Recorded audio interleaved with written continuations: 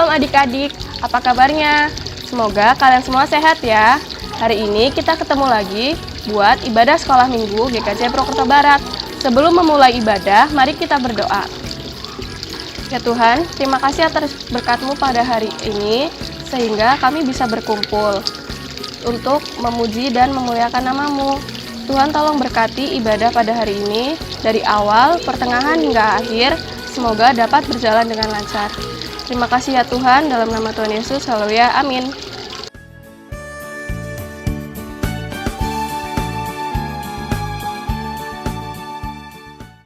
Teman-teman, mari kita memuji Tuhan. Selamat pagi Bapak.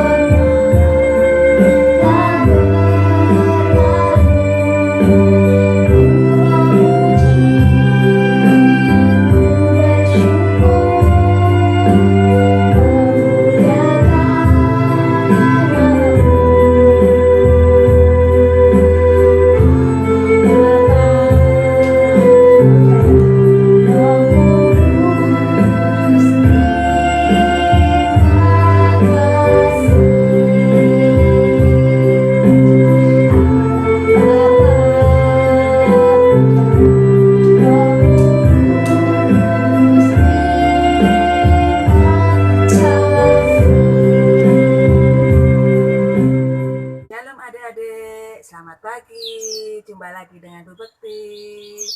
Siap ya mendengarkan firman Tuhan? Mari sebelumnya kita berdoa. Selamat pagi ya Tuhan, terima kasih Tuhan sertai anak-anak-Mu pagi ini. Tuhan, di sekolah minggu online ini kami akan mendengarkan firman-Mu. Berfirmanlah Tuhan Yesus, amin. Ya, ayo adik-adik kita siapkan dulu Alkitab kita. Oke, udah siap? Kita buka dari Keluaran 17 ayat 1 sampai 7. Keluaran 1 sampai 7. Ketika Abram berumur 99 tahun, maka Tuhan menampakkan diri kepada Abram dan berfirman kepadanya, Akulah Allah yang maha kuasa, hiduplah di hadapanku dengan tidak bercela. Aku akan mengadakan perjanjian antara aku dan engkau, dan aku akan membuat engkau sangat banyak.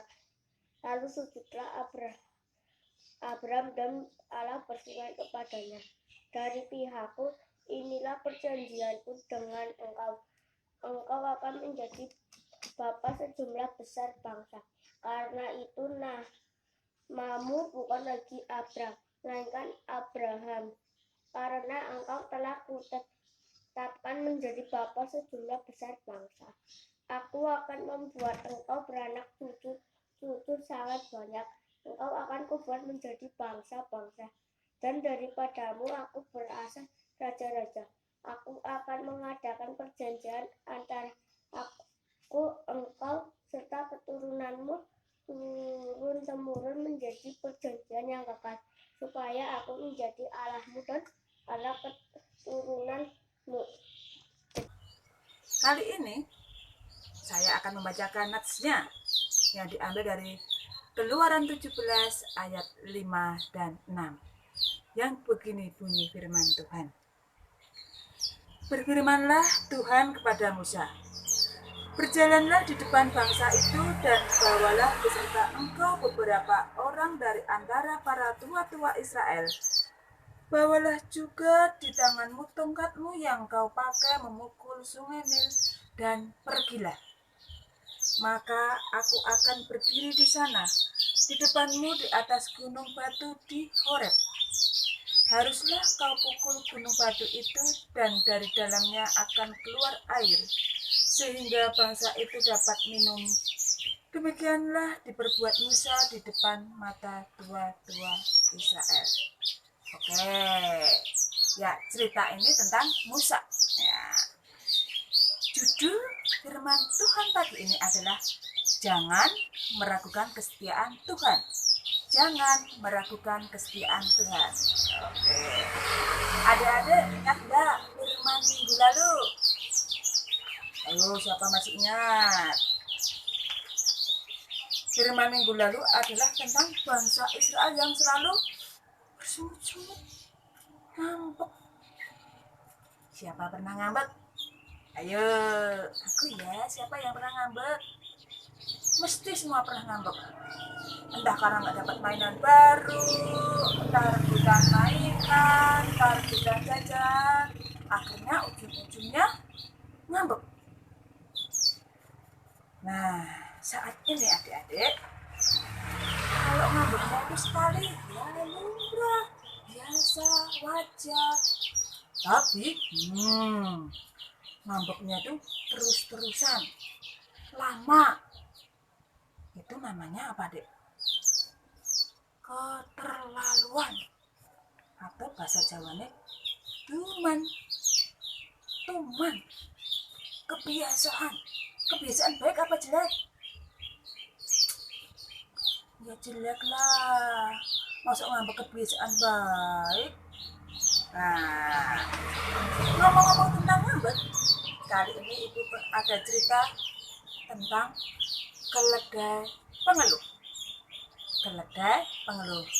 Ayo, siap enggak dengerin ceritanya? Siap? Konsentrasi, simak ceritanya. Keledai pengeluh. Pada suatu hari, hiduplah seekor keledai yang suka sekali mengeluh dan bermalas-malasan. Keledai itu bekerja pada seorang petani sayur dan buah-buahan. Tugasnya adalah mengangkut buah dan sayur untuk dijual petani ke pasar. Pekerjaanku sungguh tidak enak. Aku harus bangun pagi setiap hari, lebih pagi dari ayam jago. Padahal aku ingin tidur dari pagi sampai sore. Belum lagi aku harus membawa sayur dan buah yang berat itu. Aduh, benar-benar mengesalkan. Si keledai pun terus saja bermalas-malasan dan mengeluh. Si keledai merasakan kian hari pekerjaannya makin berat saja. Padahal sebenarnya tugasnya dari dulu sama saja. Pak petani tidak menambah pekerjaannya sedikit pun. Pak petani datang ke rumahnya dan melihat keledai itu sedang bermalas-malasan lagi. Keledai itu benar-benar sangat keterlaluan. Ia mengeluh terus-menerus padahal pekerjaannya ringan. Aku pun sudah memberi makan makanan yang enak, tapi kenapa ia tetap bermalas-malasan dan mengeluh? Lama-kelamaan, Pak petani pun semakin jengkel dengan kelakuan keledai itu. Besoknya, Pak petani seperti biasa pergi ke pasar untuk menjual sayur dan buah-buahan bersama keledai.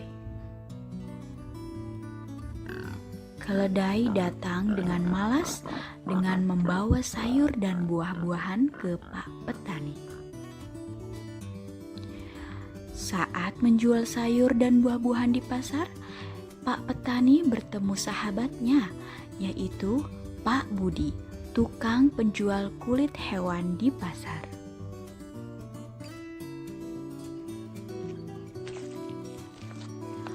Pak Budi sedang mengangkut barang dagangannya, yaitu kulit binatang yang sangat berat.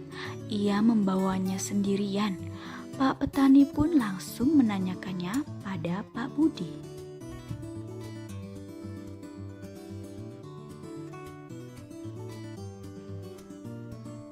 "Apa kabarmu, Pak Budi?" Oh, Pak Petani, aku baik-baik saja. Bisnisku bahkan terus berkembang. Apa kamu tidak capek mengangkut kulit itu sendirian setiap hari? Terus terang, aku capek, tapi mau bagaimana lagi? Tiba-tiba, Pak Petani mendapat sebuah ide. Pak Budi, apa kau berniat membeli keledaiku?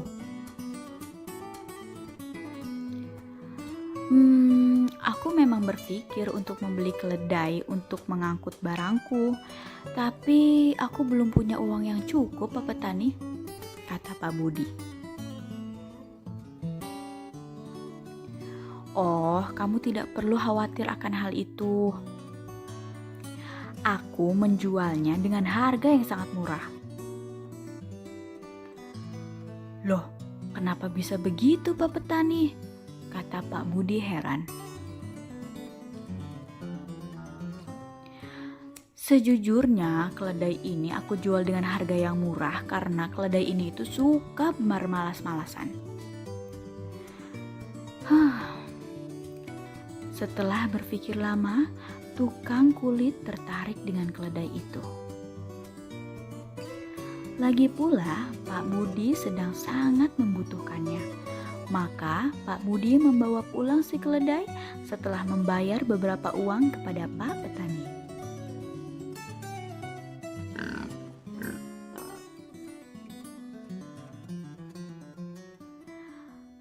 Semoga saja keledai menikmati pekerjaan barunya, kata Pak Petani. Keledai itu tidak bahagia bekerja denganku.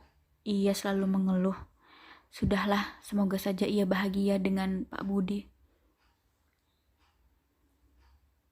Sesampainya di rumah si tukang kulit, si keledai langsung disuruh bekerja. Ia bertugas mengangkut kulit-kulit binatang. Selain berat, kulit-kulit itu juga bau. Hal ini membuat si keledai kaget, maka ia pun kembali mengeluh. Ya ampun, kalau tahu begini lebih baik aku kerja dengan petani. Di sana aku hanya mengangkut buah-buahan dan sayur-sayuran, tidak seperti di sini.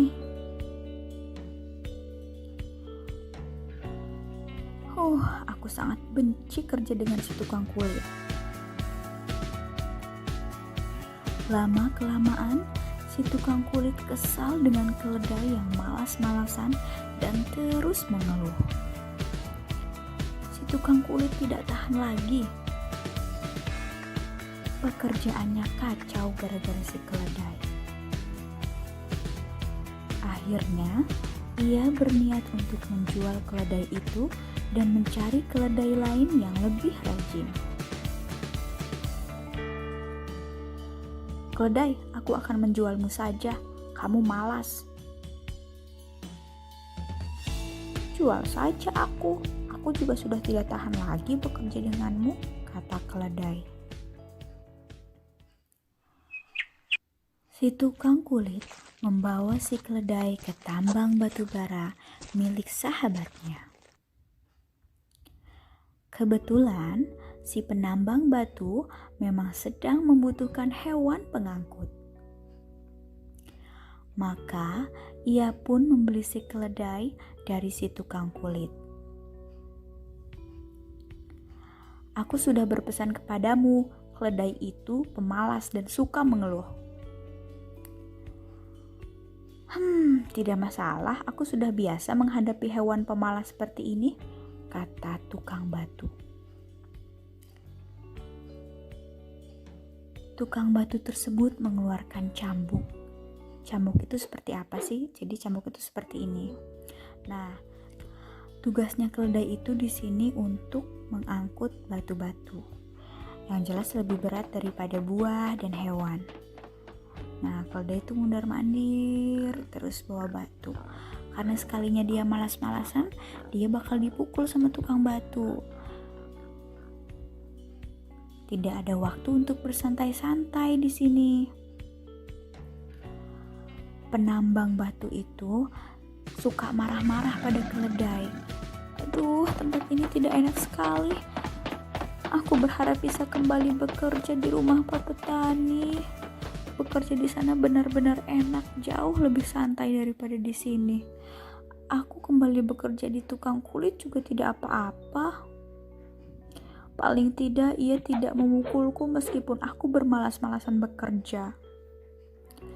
Namun tentu saja harapan si keledai tidak terkabul. Keledai harus terus bekerja di tukang batu. Nah, sampai sini adik-adik. Ya, begitulah ceritanya. Kalau orang sering mengeluh, akhirnya susah sendiri, bete sendiri. Siapa kalau suka mengeluh? Senang? Gak ada kan?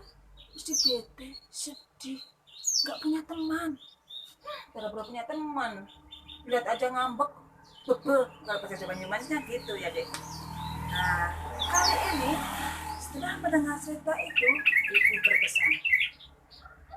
Jadi anak itu jangan suka mengeluh, ngambek, rewel, rugi sendiri. Gak punya teman, gak disukai papa mama. Ya papa mama aja gak suka, apalagi Tuhan.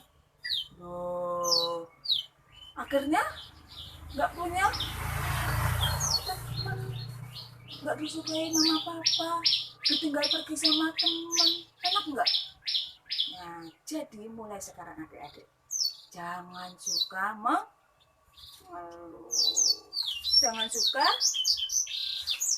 ngambek, jangan suka rewel. Nah, kita kan tidak ingin membuat orang tua kita sedih, adik-adik. Kita nggak ingin membuat Tuhan kita itu sedih.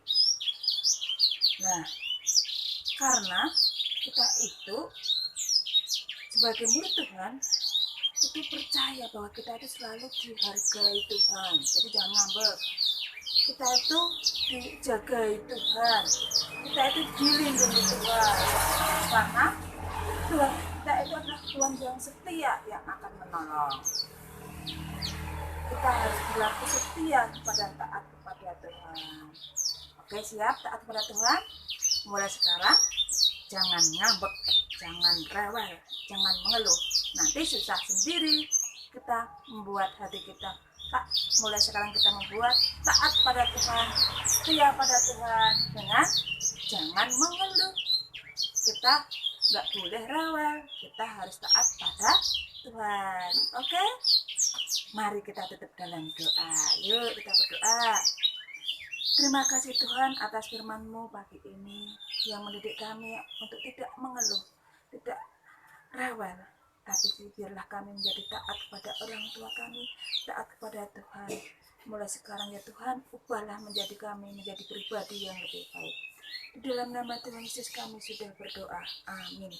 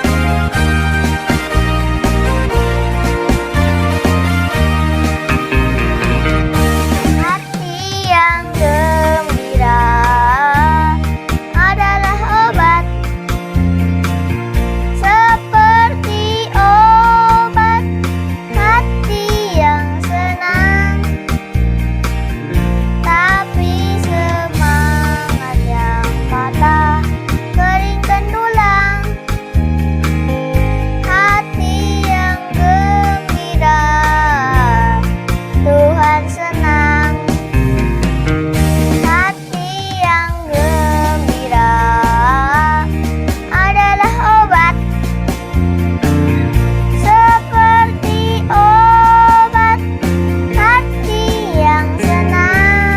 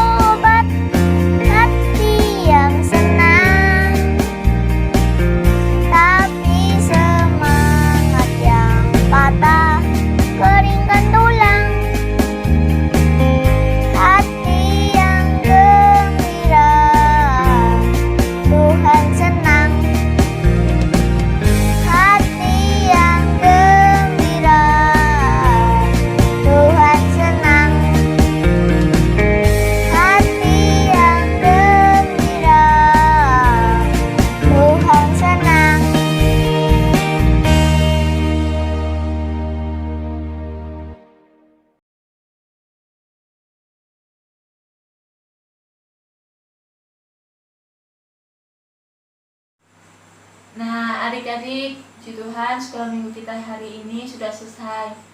Kita tutup dalam doa. Yuk kita berdoa. Tuhan Yesus, terima kasih atas penyertaan Tuhan sehingga kami boleh mendengarkan firman-Mu di sekolah minggu hari ini. Biarlah apa yang disampaikan firman pada hari ini bisa kami terapkan dalam kehidupan kami sehari-hari. Tuhan Yesus, kami percaya Tuhan terus melindungi kami, terus menjaga kami ya Tuhan, dimanapun kami berada. Berilah kami juga kesehatan selalu ya Tuhan. Kami percaya Tuhan terus melindungi kami. Tuhan Yesus, kami akan bersatu dalam doa yang telah Kau ajarkan pada kami Tuhan, itu doa Bapa kami. Bapa kami yang di surga, dikuduskanlah nama-Mu, datanglah kerajaan-Mu, jadilah kehendak-Mu di bumi seperti di surga. Berikanlah kami pada hari ini makanan kami yang secukupnya, dan ampunilah kesalahan kami seperti kami juga mengampuni orang yang bersalah kepada kami.